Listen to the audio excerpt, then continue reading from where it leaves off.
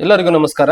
ನಮ್ಮ ಯೂಟ್ಯೂಬ್ ಚಾನಲ್ಗೆ ನಿಮಗೆ ಮತ್ತೊಮ್ಮೆ ಸ್ವಾಗತ. ನಾವೀಗ ಈ ಸ್ಟಾರ್ ಫಾರ್ಮೆಟ್ ನ ಪೈಥಾನ್ ಪ್ರೋಗ್ರಾಮ್ ಮೂಲಕ ಒಂದೇ ಒಂದು ಲೂಪಿಂಗ್ ಸ್ಟೇಟ್ಮೆಂಟ್ ನ ಯೂಸ್ ಮಾಡಿಕೊಂಡು ಯಾವ ರೀತಿ ಡಿಸ್ಪ್ಲೇ ಮಾಡಬಹುದು ಅಂತ ಹಂತ ಹಂತವಾಗಿ ನೋಡ್ತಾ ಹೋಗೋಣ.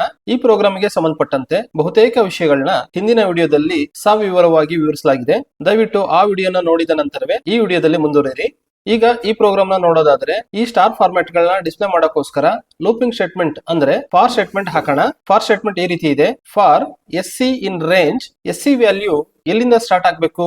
ಇಲ್ಲಿ ನೋಡಿ, SC starting value is 5.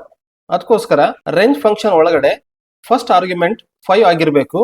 SC value ಒಂದೊಂದು ಡಿಕ್ರಿಮೆಂಟ್ ಆಗ್ತಾ ಇದೆ, ಅದಕ್ಕಾಗಿ ಥರ್ಡ್ ಆರ್ಗ್ಯುಮೆಂಟ್ -1 ಆಗಿರ್ಬೇಕು ಅಂಡ್ ಸೆಕೆಂಡ್ ಆರ್ಗ್ಯುಮೆಂಟ್ 1 - 1 ಆಗಿರ್ಬೇಕು.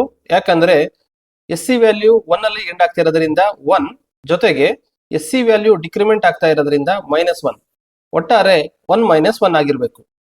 ಮತ್ತೊಂದ್ ಸಾರಿ ಸ್ಟಾರ್ ಫಾರ್ಮೆಟ್ ನ ಗಮನಿಸೋದಾದ್ರೆ ಎಸ್ಸಿ ವ್ಯಾಲ್ಯೂ 3 ಇದ್ದಾಗ 3 ಸ್ಟಾರ್ಸ್ ಗಳು ಡಿಸ್ಪ್ಲೇ ಆಗಿದೆ.